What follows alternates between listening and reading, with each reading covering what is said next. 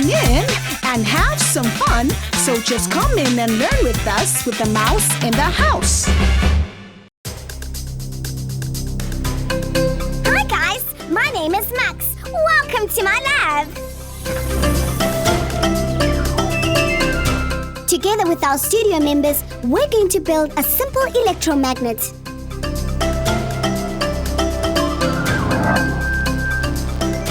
For this, you will just need a long piece of insulated copper wire, an iron bolt, batteries in a battery pack, crocodile clips, a pair of scissors, and any raw metal objects. Wrap the wire around the bolt several times. The more times you wrap the wire around the bolt, the stronger the electromagnet will be. Remove the insulation with scissors in order to expose the wire so as to make proper connections.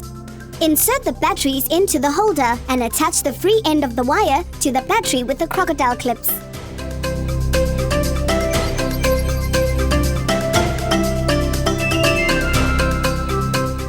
A magnetic field is created when an electric current flows through the wire. Use the electromagnetic bolt to pick up paper clips. See, it's now magnetic.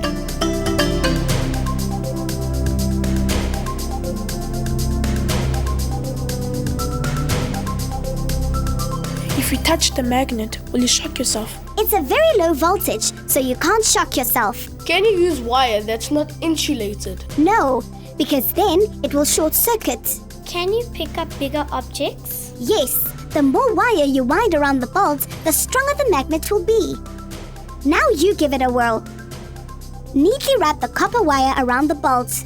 Remove the insulation from the wires. Put the batteries into the pack and connect the exposed wires to the batteries using the crocodile clips. Now that you've built your own electromagnet, you can go around the house and see what metal objects you can pick up. Some electromagnets can be very strong and are used in junkyards to move and pick up cars. Now try today's tongue twister. We surely shall see the sunshine soon. We surely shall see the sunshine soon. And that's what science experiments are all about. See you next time.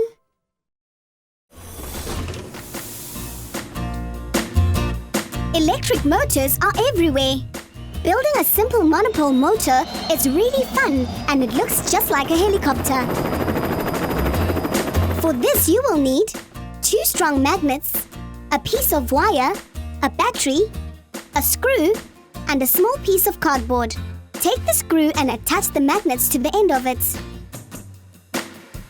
Thread the cardboard through the screw, which will act as a propeller.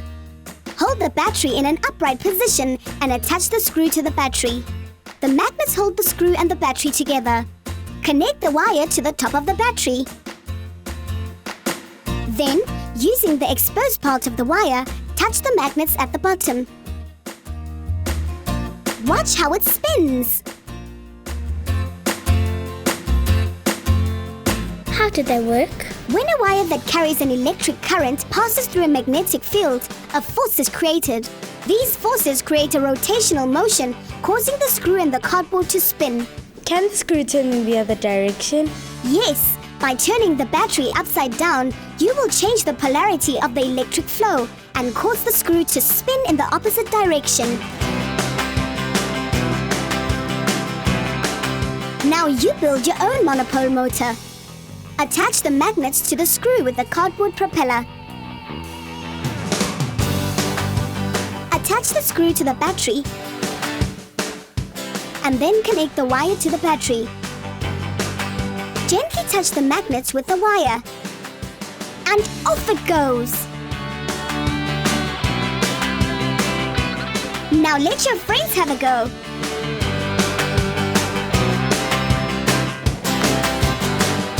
Wow!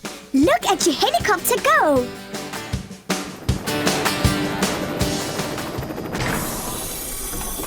Let's have more fun with a new tongue twister. Tom threw Tim 3 thumb taps. Tom threw Tim 3 thumb taps. Now go out there and amaze your friends. See you next time. Today, we're going to learn how to make your own instant cold pack. Keep this handy to cool you down on a hot day. For this, you will need some fertilizer, a teaspoon, water, and 2 different sized plastic sealable bags. Let's begin the experiment. Open the smaller plastic bag and carefully add some water into it. Now close it up tightly. Take the larger bag and add a couple of teaspoons of fertilizer. Put the smaller bag with the water into the large one and seal it closed.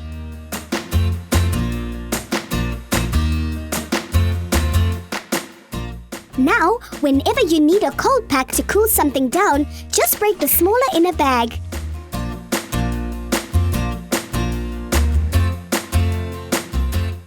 You can even use it to keep your drinks cold. How do they work? Ammonium nitrate is a chemical found in fertilizer. When mixed with water, the energy is absorbed from the water, which makes the water really cold. This is known as an endothermic reaction. Does it work like a real ice pack? A real ice pack uses the same ammonium nitrate found in fertilizers. How cold does the ice pack get? It's about 10 degrees Celsius. This cool temperature should last for about 10 to 15 minutes.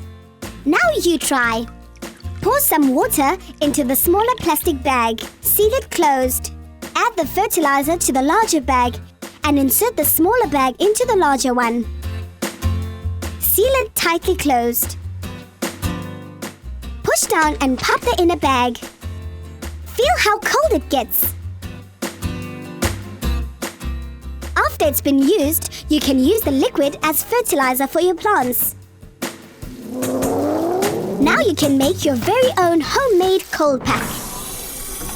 Twist your tongue around this. I wish to wish the wish you wish to wish. I wish to wish the wish you wish to wish. Well, that was another great experiment. See you later. I know you're strong enough to crush a can with your hands. But nothing compares to the fun you'll have doing the crushing can experiment. For this experiment, you will need an empty soda can, some water, tongs, and a bigger bowl of water. Let's begin the experiment. Pour a little water into the empty can. Heat this up. Remember to always have adult supervision when using heat. Soon you'll hear the bubbling sound of the water boiling and you'll see the steam rising from the can. Now use the tongs to lift the can off the burner. Turn it upside down and plunge the mouth of the can down into the bowl of water. Wow! The can literally imploded. Why does the tin collapse?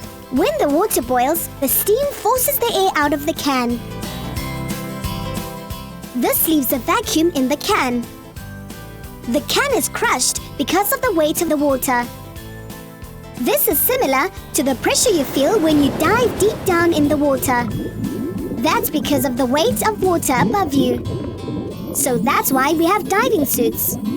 What causes the air pressure? Air pressure is the weight or gravity of the air. Let's get back and do it again. Fill the can with cold water and heat it on the burner or stove to boil the water. Using the tongs, grasp the can. Quickly, dip it into the cold water and watch the can collapse almost instantly. How about that?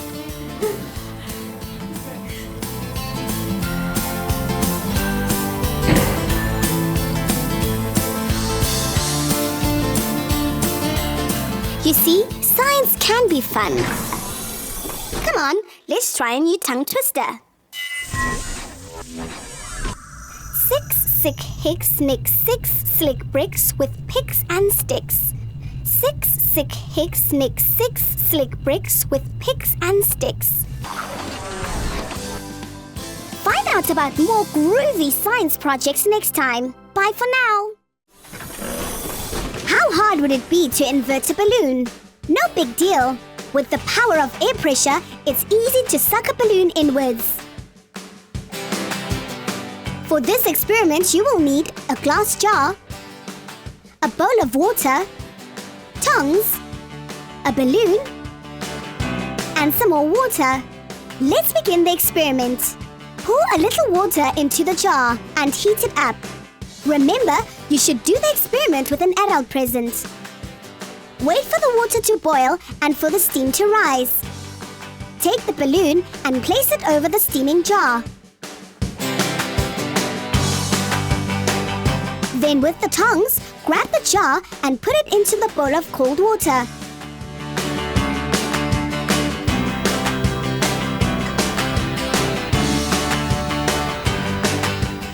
Wow! See how the balloon inverts into the jar.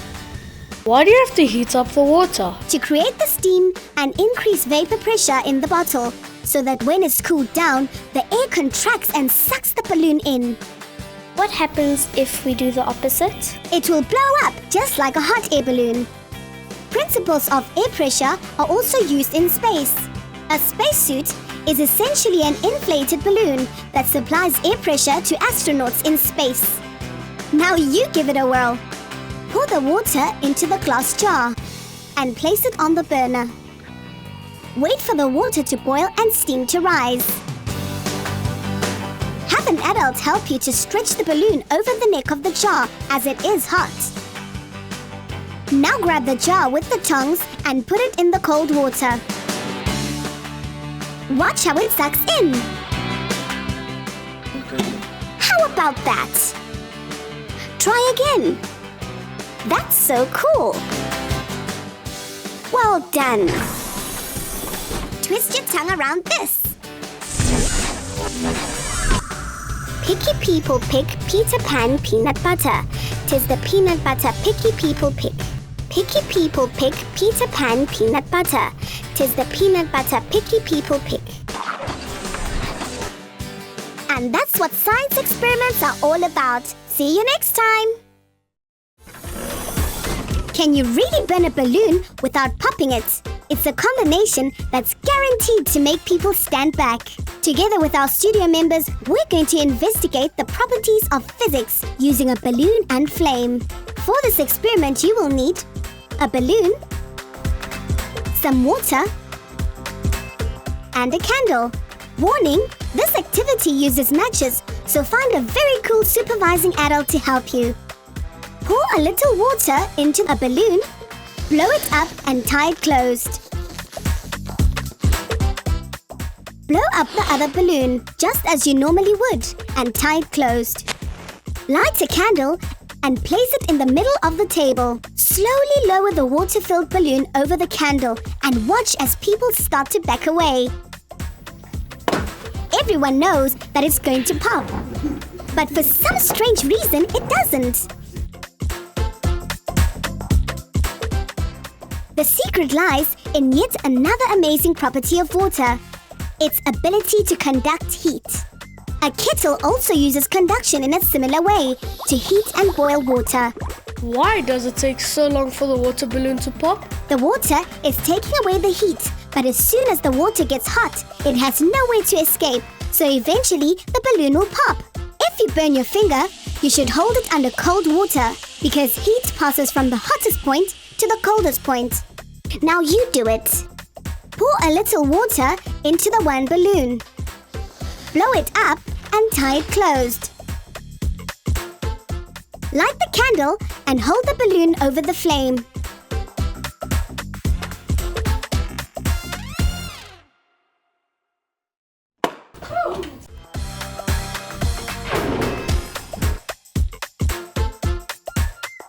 Wow! It doesn't pop!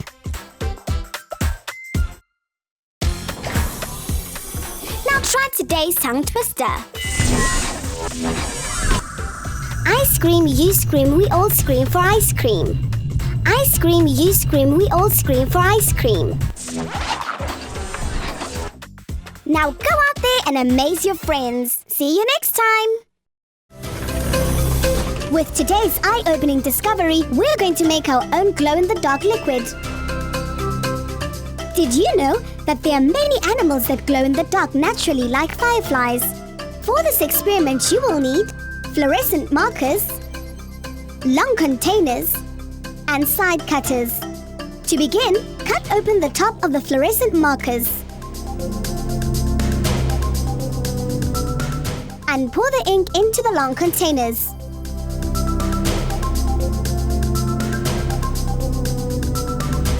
Top them up with water.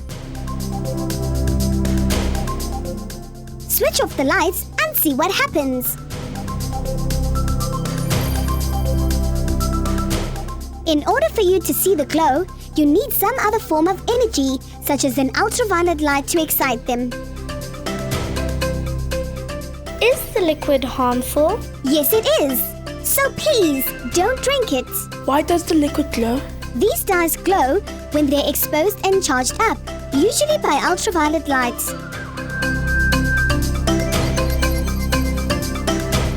Is fluorescence used in any other place? Yes, in paper, washing powder, toothpaste, and safety signs all contain fluorescent dyes to make them look whiter. Now you try. Cut open the top of the fluorescent markers. Pour the different color liquids into the various containers and top them up with water. Use an ultraviolet light to energize the fluorescent dyes. Now turn off the lights and enter a world of glowing science. Wow, that's pretty amazing! Now you too can light up your room like a glow-in-the-dark firefly. Twist your tongue around this. When you write copy, you have the right to copyright the copy you write. When you write copy, you have the right to copyright the copy you write. Well, that was another great experiment. Bon voyage! It's easy to turn a matchstick into a rocket launcher. For this, you will need matches, tin foil, scissors, press stick, and a little stand bent from a piece of wire. Cut a small square of tin foil. Take the two matches and put the heads together. Roll them together in the tin foil. Be very careful and always have adult supervision when using matches. Put the matches with the foil on the stand. Use the press stick to hold it down. Now light it in the middle and watch the rocket launch. 4, 3, 2, 1. Now we have liftoff.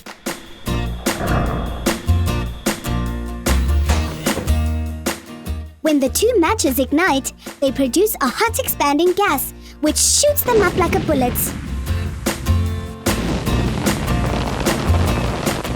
Is this how rockets work? Yes, as well as cannons and guns. What's the purpose of the tinfoil? To keep the pressure in so that the heat can be transferred. If we put more matches, will it go further? No, because more heat will just burn through the tin foil. Now let's see you make the simple rocket and watch it take off. Make sure that you have adult supervision when using matches. Put the two matchstick heads together and roll them in some tin foil. Make sure that the back end is sealed properly with the tin foil, while the front matchstick must be loose. Stick the one exposed end of the matchstick onto the press stick, which acts as a launch pad. Light it up in the middle where the matchstick heads meet and stand back for liftoff. These matchstick rockets are mostly harmless, but just make sure that you don't aim them at people. Remember, always have adult supervision. See how far your rocket can go. Have fun! Test your skills with today's tongue twister. Gobbling gargoyles gobbled gobbling goblins. Gobbling gargoyles gobbled gobbling goblins. Find out about more groovy science projects next time. Bye for now.